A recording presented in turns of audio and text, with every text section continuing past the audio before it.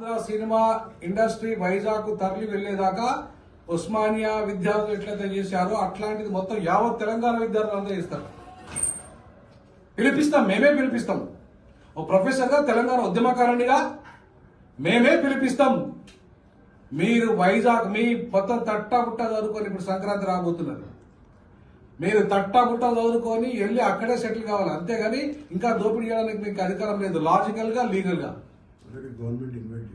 Already అక్కడ మిమ్మల్ని ముఖ్యమంత్రి గారు ఇన్వైట్ చేశారు, ఉప ముఖ్యమంత్రి గారు ఇన్వైట్ చేశారు. అక్కడ మీరు ఎందుకు పోతున్నారు అక్కడికి? ఎందుకు ఇక్కడే మమ్మల్ని దోపిడీ చేస్తున్నారు, మమ్మల్ని అన్ని చేస్తున్నారు, మాకు అవకాశాలు అప్పుడు చేస్తున్నారు.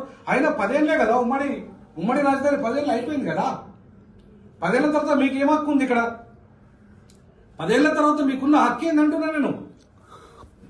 మీకు ఎలాంటి హక్కు లేకపోయినా ఇక్కడ మా అనే పేరు మీద, అంటే ఇవాళ తెలుగు అనే పదం పేరు మీద, తెలుగు అవసరం లేదు మాకు తెలంగాణే కావాలి. అర్థమైందా? 15% మీకు వాటా ఇస్తాం. ఆంధ్ర ఒకటే కాదు, మొత్తం దక్షిణాదికి 15% వాటా ఇస్తాం.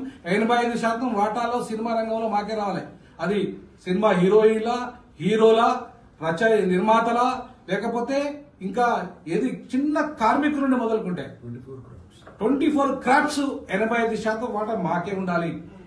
మీ స్టూడియోలంతా అక్కడ పెట్టుకోపోండి వైజాగ్ లా.